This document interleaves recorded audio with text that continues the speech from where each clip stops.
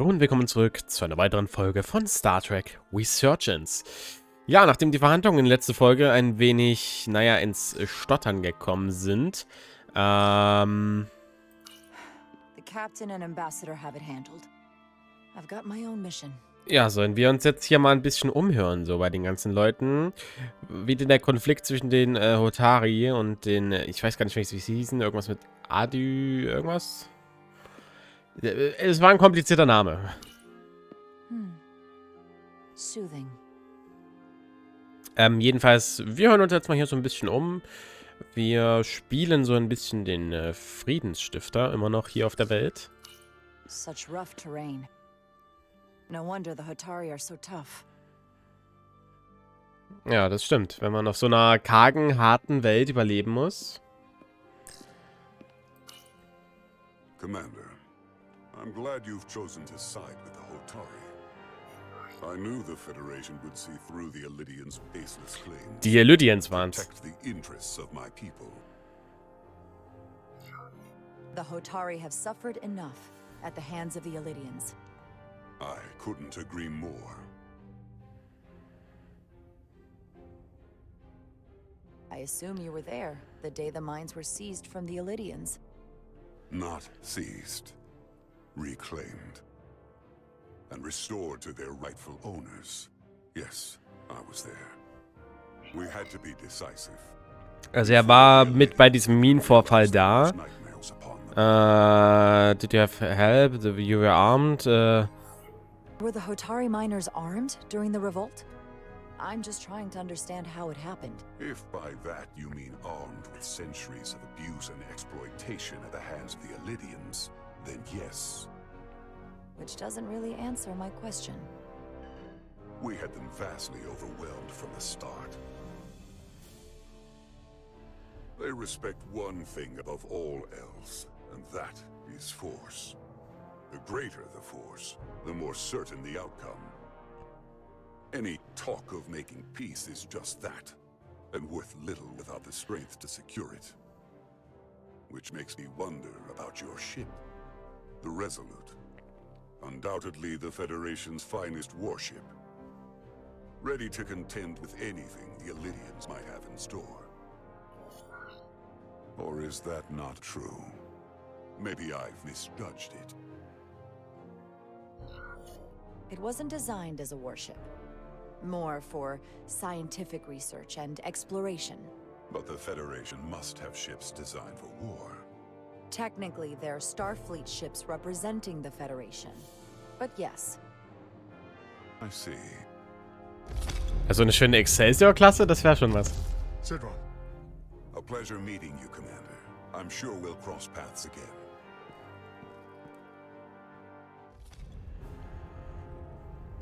Okay. Also wir haben, wie gesagt, erfahren, dass, also der Auslöser zwischen dem Konflikt zwischen den Elydians und den Hotari war ja ein Vorfall auf diesem Minenplanet, wie wir ja schon von Spock letztes gehört haben. Ja, und jetzt sind beide Parteien halt im Krieg, um das mal kurz zusammenzufassen. Beide Parteien sind jetzt im Krieg.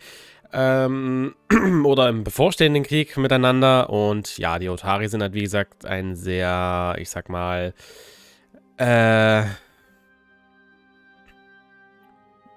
wie sagt man, kriegerisches Volk. Denen ist Stärke sehr wichtig. Stärke repräsentiert Macht. So wie er das ja gerade so ein bisschen versucht hat zu sagen. Ja, ich weiß noch nicht, warum er wissen wollte, warum die Föderation Kriegsschiffe hat. Und die Resolute ist nicht das mächtigste Kriegsschiff, auf keinen Fall. Aber okay. So, wir reden mal weiter mit Tylas. Commander Rydek, I'm encouraged to see the Federation supporting my people. I'm afraid of what might happen without your help. If anyone deserves thanks, it's Ambassador Spock. No one is more invested in negotiating a peaceful settlement to this conflict than he is. I'm so glad. We need his help before the situation escalates further than it already has. It's been very trying. I saw you speaking with Sidron, our national hero. I'm curious, what did he say? He seems to be of the opinion that negotiating for peace is a waste of time. Because force is the only blunt instrument he understands. He's a miner, not a diplomat. Ah, okay. For the first time in our history, the Hotari have the upper hand. We see ourselves as strong instead of downtrodden. New voices have risen up. Old voices shouted down. Galvin and Sidron have become national heroes. Now, they have the Queen's ear.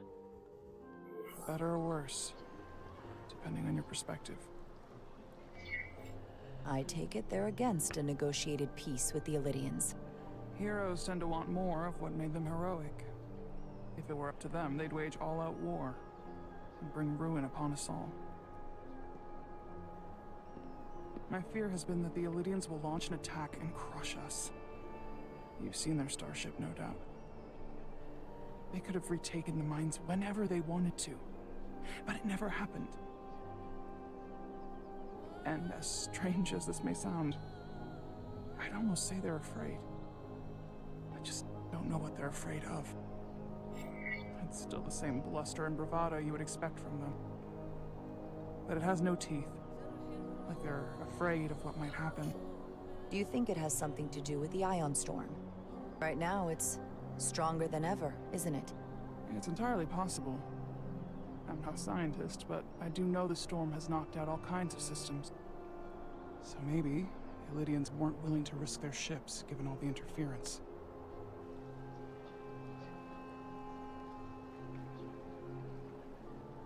Since the day of the revolt, Galvin has seized control of the mines and restricted all access. No one's allowed without his personal authorization. And they've taken over a section of the palace with just as much secrecy and security. I'm told it could be something they brought back from the mines. I've made inquiries, but everyone pretends it doesn't exist. I strongly suspect they're hiding something. What do you think it is? I've heard rumors it's some sort of ancient artifact, but I haven't seen it myself. How can we know?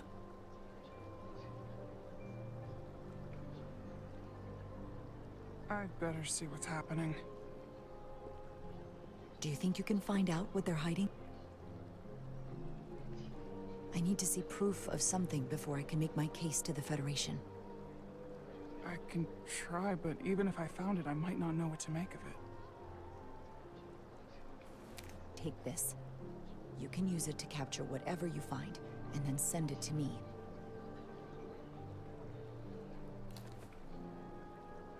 Thank you. I will let you know what I find.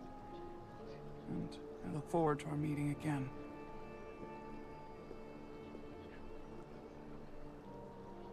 Sorry, I couldn't help but notice you were speaking with the Hotari this whole time. I figured in the interest of fairness, I should offer another perspective. Of course. I'm probably not telling you anything you don't already know, but these negotiations rely on the Federation's neutrality, as does any hope you might have for a supply of dilithium in the future. So, why you would choose to side with the Hotari escapes me. Without Illidian involvement, there is no dilithium trade. But clearly, you weren't aware. We are and will remain completely neutral. Our only interest is the peaceful resolution to this conflict. As is ours. Of course, the question is, at what price?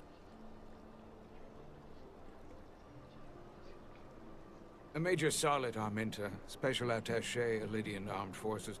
Pleasure to meet you, Commander. I have my issues with the Hotari, but I have to give them some credit. They know how to seize an opportunity.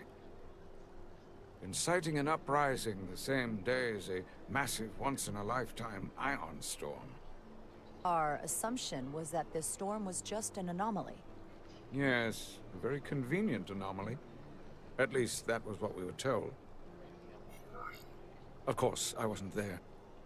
But who am I to say otherwise? Something tells me there's more to the story.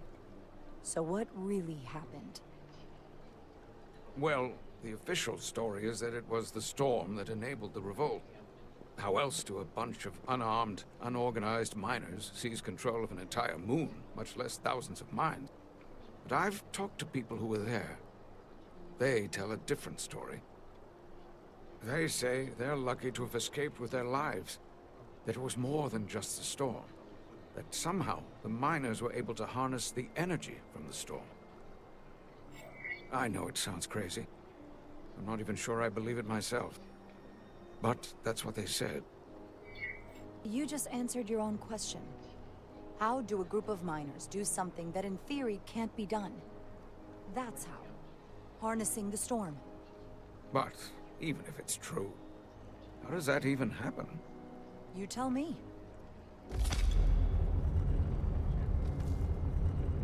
If you'll excuse me, Commander Ryder. Also es ist ganz schön verzwickt, wenn man das jetzt mal so zusammenfasst. Also die Hotari-Frau hat uns gesagt, dass ja, bei der Minenrevolte wohl irgendeine Art Artefakt gefunden wurde. Jetzt wurde uns gesagt, dass die Hotari irgendwie die Energie dieses Ionensturms angezapft haben und damit diese Revolte quasi gewonnen haben. Was natürlich durchaus möglich ist, wenn irgendeine Art von Artefakt gefunden wurde. In der Theorie. They seem proud of their culture. Pride can lead to rash action. Das stimmt. Stolz kann zu voreiligen Handlungen führen. Das stimmt schon. Boah, keine Ahnung. Also, wie soll man sich jetzt entscheiden?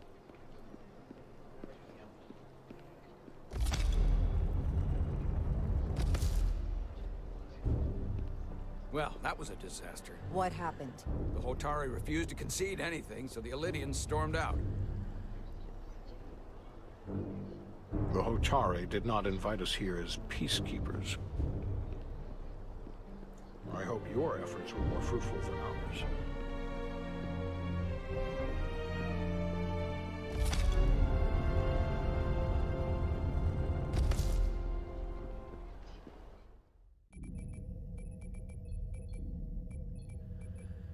Gravitational harmonics failing to resolve. Warp bubble stability degrading. Increase output to maximum. Increasing warp output to maximum. It's happening again.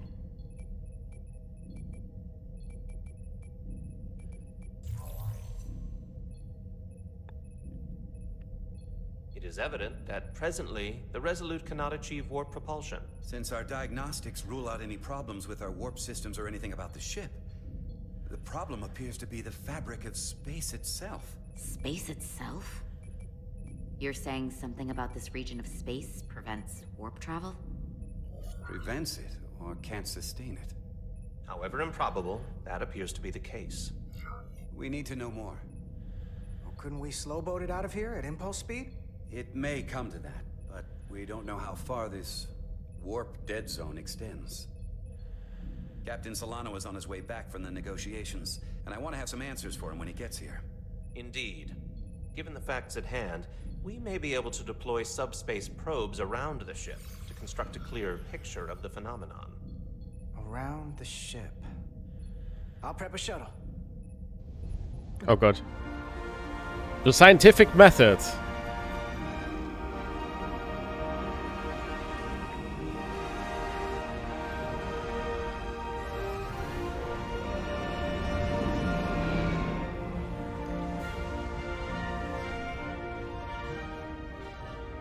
Ja, wir sind halt hier gefangen. Setting up a waypoint at a distance roughly corresponding to the edge of our warp field.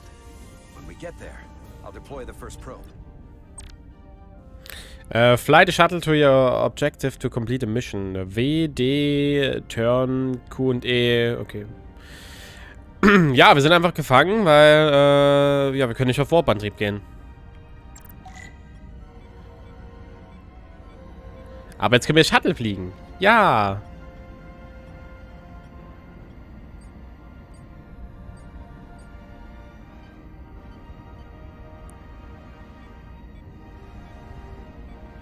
Commander Westbrook, the Resolute systems are calibrated to receive the probe's readings.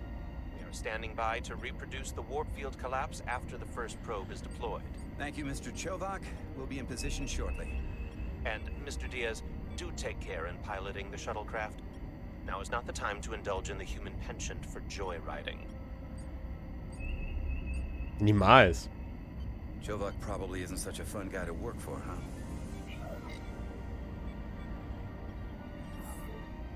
Nah, Lieutenant Commander Chovak's not so bad. You know, once you get used to him. And, I've learned a lot working under him. I have a feeling I'm going to have to work harder to be a political animal like you, with this new first officer coming aboard. Was haben sie alle gegen den ersten Offizier? Sie macht doch nur ihren Job. Shuttle fliegen, da da da da da da da.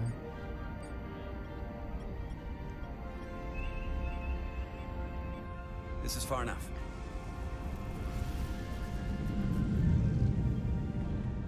Transporting the first probe into position.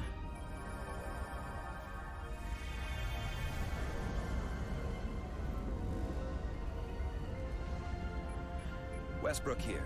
The first probe is deployed. Understood. We are reading it. We are about to replay the simulation.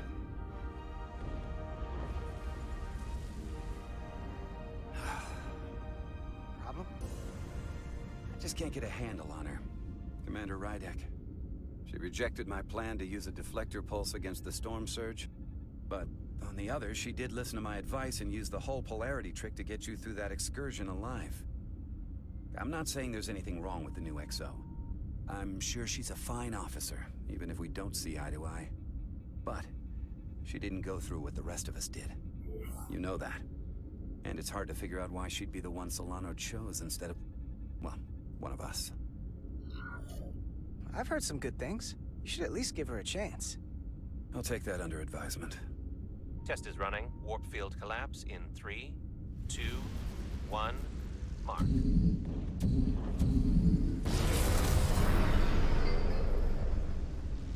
Whoa. All right, that is definitely a problem with the fabric of space. We need to get another probe out there. Alles klar, wird gemacht. With 2 points of data, the Resolute and the probe, we've managed to get an interference pattern. I'm setting a waypoint to a particularly strong area of interference. We'll deploy the second probe there. Ja. So. Listen, I'm gonna give you a piece of advice I wish someone had given me. Make sure you're never just one thing. And don't get so focused on what's in front of your face that you lose sight of the big picture.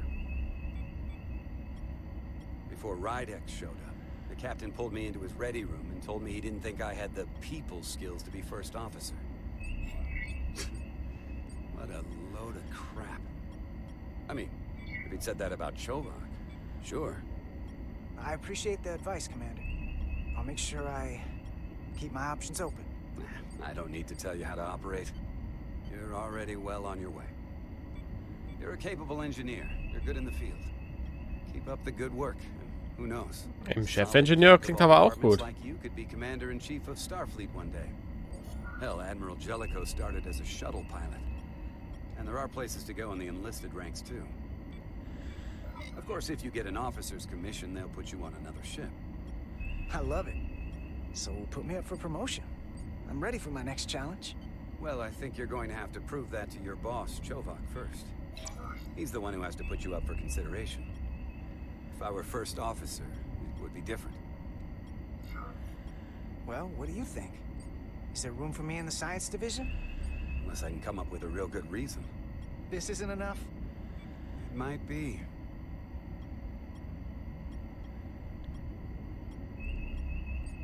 Also Westbrook ist ja bisschen unsympathisch. Here, this is close enough. Stop the engines. Deploying the probe. Westbrook to Commander Chovak. We're ready for another sampling of data. Very good. Running the simulation again. Warp field collapse in 3, 2, 1, mark. There it is again. I saw it. It seems to be directional. Well, what about the scans? Anything?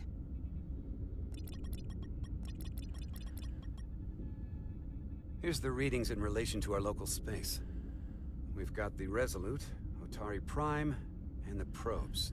All this interference is overloading the sensor buffers. We're gonna have to triangulate the sensors manually. Wir triangulieren. Okay. Ah.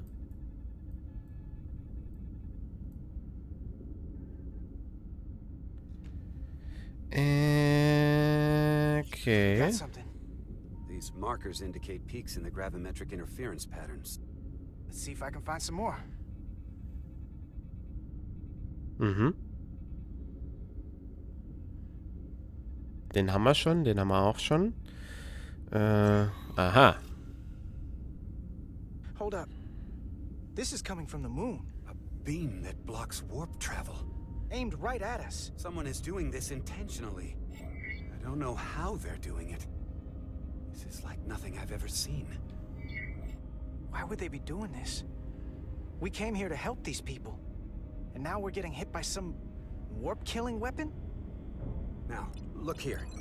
It's current readings of the ion storm. These concentrations, they line up with the interference pattern. The storm and this beam, they're coming from the same place. Carter, whatever petty local conflict brought us here, it's just a small part of something much bigger. Uh-oh.